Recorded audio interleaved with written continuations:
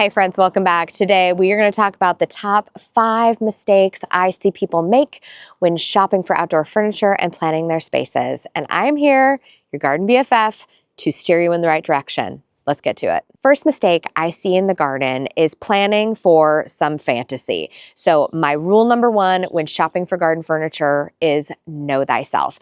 This is so crucial because this is your first step in ensuring that you are finding your right furniture match. So what I want you to do is I want you to take a moment and I want you to ask yourself, who are you? How do you exist in a space? How do you want to live here? So how you break this down is just a couple of different things. Number 1, are you a sun person or a shade person? When do you find yourself out in the garden? Now, when you're in your garden, are you most likely to be found in a lounger with a good book? Or are you someone like me who has a hard time sitting still and I do a lot of puttering around the garden? Likewise, I also want you to think about what kind of entertaining you do in your space. Are you even someone who likes to entertain? And so I want you to just start thinking about these things so you can pull together a picture of who you are, how you live in your garden, and how your family lives in the garden too. So to give you an example, I will use myself. I am a person who's not a fan of the heat. I like to be out in my garden in the morning. I find that in the morning, I like to seek those early morning rays.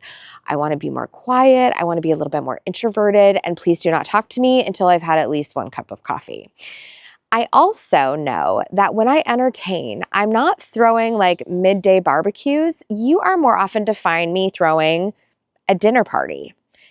The other thing is I know that my kids do the, mom, look at me, look at me. So in any seating area I have, I want some good sight lines to my play space. Likewise, if you have active boys like me that love soccer, you might need somewhere that has like a bounce back net or some other space to play. So the reason I'm offering all of this insight as to who I am in my garden is because I want you to be able to identify, you may be like me, or you may realize, oh my gosh, I behave totally differently in my garden. Whichever way it is, I think that we need to celebrate that and plan for who we are and who we love to be in our natural state versus some image of what we think we should be or we think what we should have.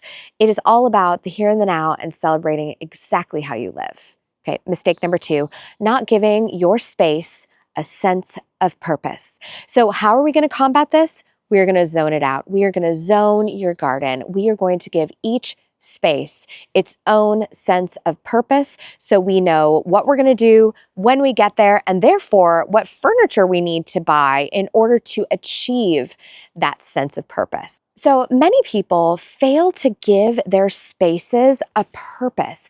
And if you don't have a purpose, it makes people feel a little uncomfortable when they're in a space. It's like an awkward party and you don't know how to behave. So what I'd like to do today is I would actually like to walk you through my thought process and how I developed the zones that exist and will exist in my garden. And stop number 1 is actually this dining room patio. You know, I have received lots and lots of questions about why the heck I would put a dining room in my front yard. So I'm going to walk you through it so there's no mystery here. All right, friends, I want to walk you around my home now and talk to you about my zones and the thought process that went into creating these zones based on how me and my family live. Okay, so first things first, we have established that I love to be out in my garden in the morning. I love a dinner party. I have a family. And so based on those things, I will also throw in another caveat or another kind of fact is I live in a smaller home. And so we actually have a very tiny dining room. Now, because of all of those things and the shape of my property, because it slopes pretty heavily towards the back, I know that this is actually the most convenient place for me to host a dinner party. I can pop in and out of the kitchen really quickly. I can have a much larger space than the interior of my home can accommodate. And then the other thing is I am not a super hot weather girl. And so by the time it gets to dinner party time, this patio will become more shaded. And therefore, I will be more comfortable in my garden. let's move on to the next space.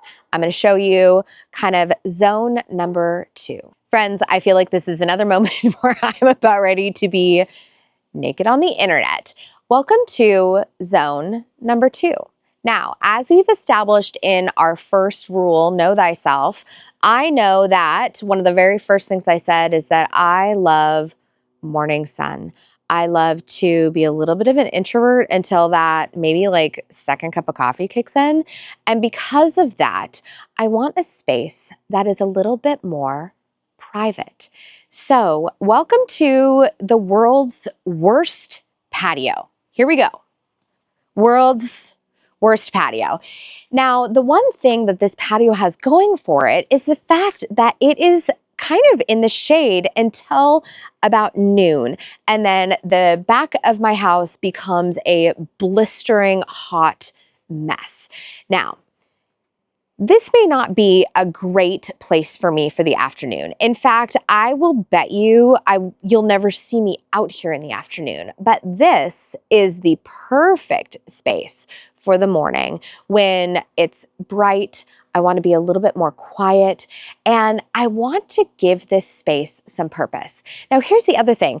I do not have it in my budget to replace this patio right now. This is an 8.5 by 10-foot patio that was here when we purchased the property. I cannot replace it right now, so I am going to make do until I'm ready to make that investment. And quite frankly, based on where this is located, this small patio is actually going to serve me very well. So this zone is my morning coffee zone. It is where I get to be quiet, where I get to be a little introverted. I get to enjoy just the brightness of the morning. I have a great little territorial view. It's kind of a little hiding spot back here. And so for this reason, I know that this is a match for that aspect of my personality. Now, the other thing that I want to talk to you about with this particular zone, I feel like a dining room is super obvious, right? We know it's like dining room table, chairs, make it fit the space, make it fit your aesthetic. The reason I am bringing up this as my private coffee zone is because I am never going to shop for a sectional for this location.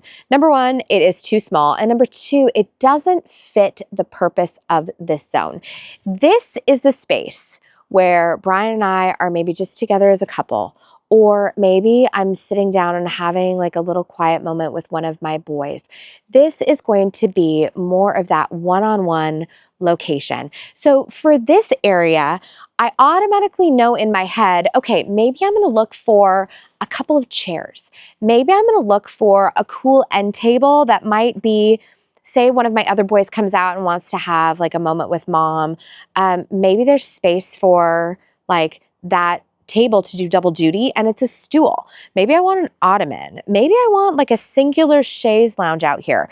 Whatever I discover for this space, I know in my head what this zone is asking for. I know in my head what furniture will speak to this space.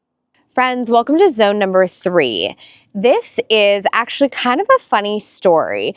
Zone number 3 is essentially the top of what we call the bunker. Now, in Seattle, we have all these 1940s cottages that had these cinder block garages built off of alleys. They are totally unusable by today's standard. However, there used to be a chain link fence that separated the cut flower garden from the top of the bunker. And we decided to make it into a patio. So zone number 3 is what we call our casual hangout space. This is a space that feels more relaxed.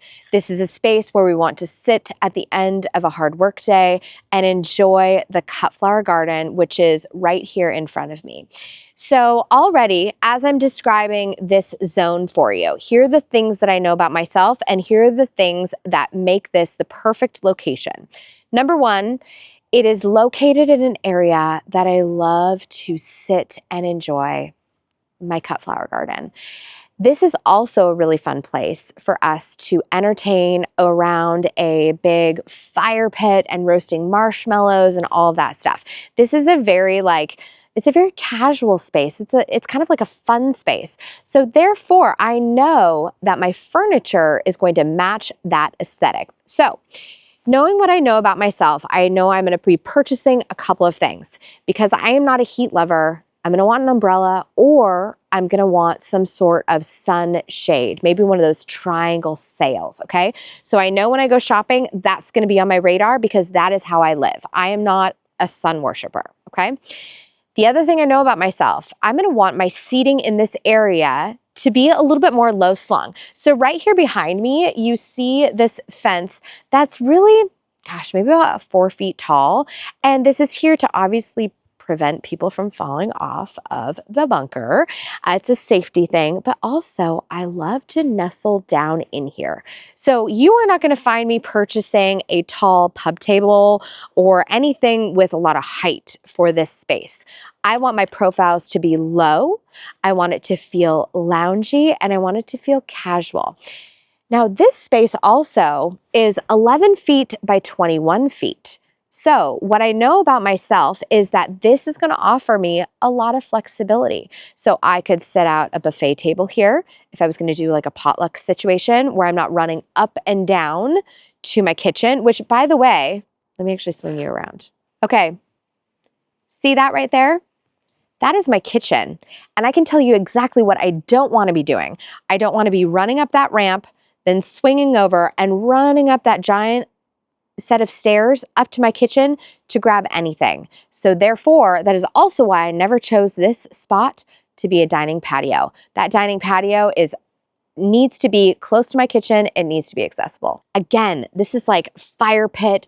This is good conversation late into the night, maybe a glass of wine with friends. This could also be a space where Brian and I come down and maybe we just have some time together to reconnect. So all in all, this is a space that is a destination. It is someplace you want to come to and hang out. So therefore, zone 3 being a hangout zone, I know that any furniture I find needs to match this energy and our family's lifestyle.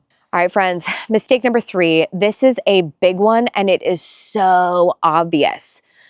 You didn't measure. All right, so we're going to combat this with measure, measure, and measure again. Now, a lot of people will come to me and say, Kate, well, I measured, but did you really? So in my dining room area, for example, I'm going to measure out the interior of this pergola space, but I'm also going to measure out knowing that I have a 2-foot perimeter that extends around the pergola. I'm also going to measure my pathways in and out of this space. Now, additionally, I'm also going to measure for some less tangible items. So, for example, let's pretend we have a beautiful view of the water or a beautiful view of our neighborhood. I want you to measure where that sight line begins. Because if you're sitting in a chair and you want to appreciate that view, it does no good if your chair is too low to the ground. Likewise, if you have a beautiful view and you think to yourself, okay, I want a seating area here for cocktails. Maybe we're doing like a cool little pub tail with some bar stools up at this corner. I don't want to place it there if I'm going to block a sight line. So again, we are going to measure, measure, and measure again. All right, mistake number 4, you didn't shop around. All right, now here's the scoop. You can shop at a myriad of stores, but what I see a lot of people do is they will enter a store and in their brain, they automatically assume, okay, we are in this store, so therefore, these are the only things that I get to choose from. That is 100% a mistake, and I don't want to see you do it. Now, this is actually a really natural thing because I think our human brain sees something easy and they see something that matches, and it seems like a good idea. But what I'm here to tell you is that when you purchase everything that's a set, so it's like matching couch, matching chair, matching coffee table, so on and so forth, what ends up happening is when you bring that home into your space, it feels monotone. It feels one note, and it fails to express the individual person and individual family that you actually are. So now if you have done this really isn't the end of the world. What you've actually done is you've created a beautiful jumping off space for you. So here's how I would handle that situation. Let's say you have matching everything. What I would do is I would say, what is my favorite piece here? And what maybe isn't so special. So maybe what I would do is if I had a beautiful sectional, I might 86 the matching coffee table and bring in something that's super interesting and vibrant. Or maybe I get rid of the coffee table and I instead bring in a beautiful fire bowl, something like that. Now, what you saw me do with my dining room table is I found the dining room table, loved the dining room table, didn't really like the chairs. So the chairs made that table feel too traditional and uninspired. So what I did is I actually chose not to purchase them. I went elsewhere. I looked at Cost Plus World Market. I looked at Crate and Barrel. I looked at CB2. I broadened my horizons and I chose a chair that resonated more with my style. All right, now here's another thing. If you, again, have already purchased that set and you're like, oh gosh, Kate, what do I do? Have I made the most terrible mistake of life? It is, again, not too late. This is where I will 100% tell you you need to 86 those terrible throw pillows that come with every sectional known to man. And I want you to go shopping for a new throw pillow that brings in your favorite colors. Maybe, like for example, behind me, I have these cobalt pots mixed with my white pots. Maybe in this space, I would bring in something with a tiny pop of blue. You might also bring in a blanket, something to drape over the back of the sofa, so you immediately have something to curl up with at the end of the night. I will also tell you that I have purchased a set and immediately turned around and sold the end tables to purchase something off Craigslist the next day to bring it in. I think bringing in something that has an antique quality, something that's been thrifted, previously loved. When you do that, what it allows your space to then become is more of an eclectic reflection of who we are. Because I don't think there's a single person out there that subscribes to the theory that I am this one design style and therefore everything has to adhere to that one design style. We're all unique. Let's celebrate it. So go ahead and accessorize that space with things that you absolutely love. All right, mistake number 5, you did not invest wisely. Now, here's the thing. I fully acknowledge that money means something to each and every one of us. There was a time and a place where I had young babies and we just didn't have a whole lot. And in those days, I would decorate with things that were like a beautiful piece of driftwood on top of a table. But I also made the mistake of purchasing inexpensive sets that literally fell apart after 2 years. And what I learned from that experience is that maybe it's worth it to save up a year or two and purchase the quality piece so it lasts much longer. I want to be a living example of what this looks like for you. I am a designer. I want things to be beautiful. I want to have a beautiful, welcoming space.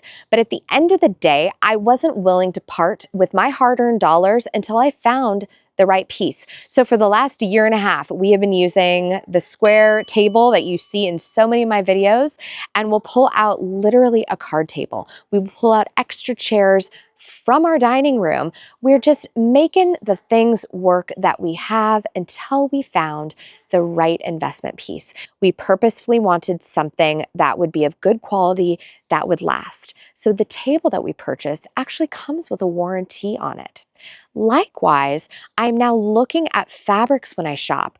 I love a Sunbrella fabric. Those throw pillows that I've purchased that were Sunbrella were the ones that have actually stood the test of time. So again, at the end of the day, rule number 5 is guard your coin. It is taking you a long time to earn that money, so spend it wisely. Look for those brands that are going to be beautiful recycled material. They have fabulous reviews. You've talked to your neighbors, and these are the pieces that they have owned for 5, 10, 15 years. One of you even commented that you had had a wicker sectional set for something like 20 years, and it is still going strong.